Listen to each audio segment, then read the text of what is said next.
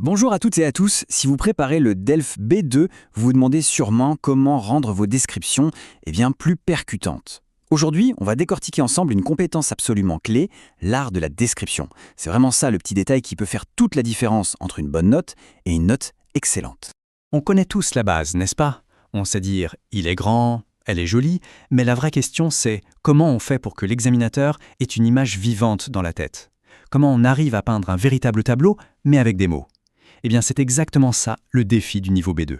Alors la solution, elle se trouve en grande partie juste ici, sur cette page. Il faut voir ça comme notre feuille de route, ou mieux, notre boîte à outils un peu secrète. C'est elle qui va nous aider à passer d'une description basique à une description qui marque vraiment des points au DELF. Voilà comment on va procéder. On a 5 étapes. D'abord, on va bien poser le défi de la description. Ensuite, on analysera des dialogues concrets. Puis, on plongera dans le vocabulaire et les expressions. Après ça, on verra la puissance des comparaisons. Et enfin, on finira avec une stratégie claire pour réussir. Allez, c'est parti. Bon, on attaque tout de suite avec le cœur du sujet. Le truc, c'est que beaucoup de candidats restent un peu coincés au niveau B1 pour ce qui est des descriptions.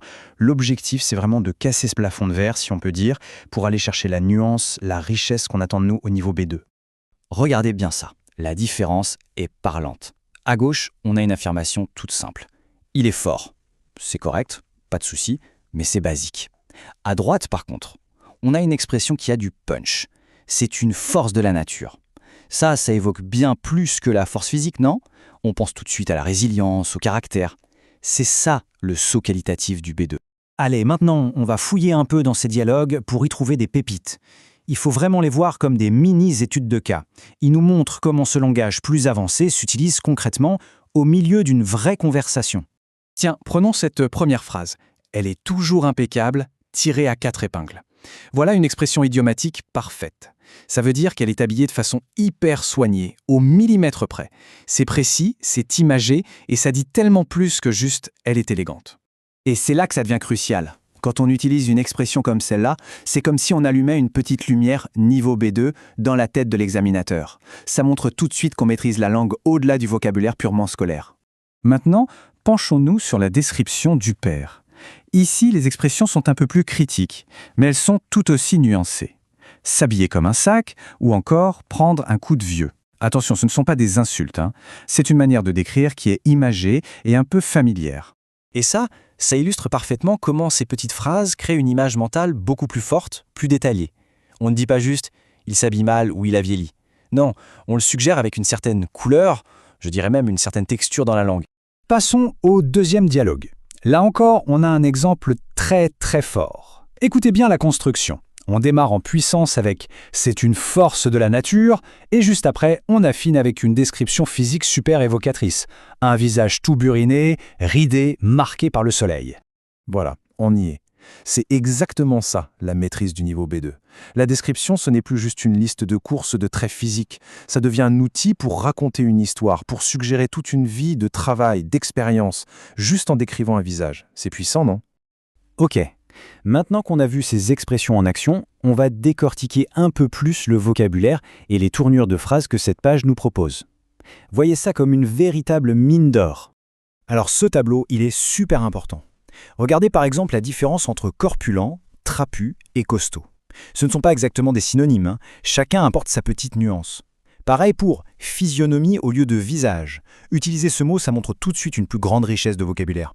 C'est ce genre de précision qu'on recherche. Là, on a un exemple parfait qui vient de la section manière de dire. Au lieu de balancer un « elle est vieille » qui est un peu brutal, non? Les alternatives niveau B2 sont beaucoup plus fines, plus polies. Elle ne fait plus tout jeune ou elle prend de l'âge. Tout est une question de subtilité. Et un autre exemple qui parle de lui-même, au niveau B1, on dirait « il est élégant ». C'est bien, c'est correct. Mais au B2, on va vouloir aller plus loin. Il a de l'allure, ça suggère une élégance naturelle, une classe. Il est impeccable, ça insiste sur le côté parfait, le souci du détail. On voit bien que la description change complètement de dimension. Maintenant, on va parler d'une sorte d'arme secrète pour vraiment marquer les esprits à l'examen, le langage imagé. Les comparaisons, c'est ce qui va rendre une description non seulement plus précise, mais aussi beaucoup plus facile à retenir. Prenons « mignonne à croquer ». C'est une expression qui est pleine de vie, de tendresse. Si on l'utilise à l'oral, par exemple pour décrire un enfant, ça montre qu'on sait jouer avec la langue, qu'on est capable d'y mettre de l'émotion. C'est très apprécié. Ou encore « jolie comme un cœur ». C'est un grand classique. Le simple fait de l'utiliser, ça montre qu'on est à l'aise, qu'on connaît les expressions que les francophones utilisent tous les jours sans même y penser. C'est un super signe d'intégration dans la langue. Et on en revient à notre force de la nature. Cette métaphore-là, elle est vraiment, vraiment puissante. Parce qu'elle ne parle pas que de muscles, loin de là. Elle évoque la ténacité, l'énergie, cette capacité à tout surmonter. C'est le genre de description qui pèse lourd et qui reste en tête. Bon, il est temps de rassembler tout ça. La question c'est comment on transforme toute cette analyse en une stratégie qui marche, une stratégie concrète et efficace pour le jour J. Voilà le plan d'action. Surtout, le but, ce n'est pas d'apprendre une liste par cœur, ça ne sert à rien. Le but, c'est de faire sien ces outils. Oser utiliser des expressions imagées, se lancer dans des comparaisons, choisir le mot précis qui va raconter une histoire et pas seulement lister des faits. Et le secret, bien sûr, c'est de pratiquer. Prevez une photo au hasard, décrivez une personne que vous connaissez, mais forcez-vous à utiliser ces nouvelles armes linguistiques. C'est comme ça et seulement comme ça qu'elles deviendront un réflexe. Et pour finir, je vous laisse avec une petite question pour réfléchir. Au fond, quand on décrit quelqu'un, est-ce qu'on ne révèle pas aussi un peu de soi-même, un peu de sa propre façon de voir le monde? C'est là tout le pouvoir du langage, un pouvoir que vous êtes en train de maîtriser. Alors travaillez bien et plein de courage pour votre préparation au DELF B2.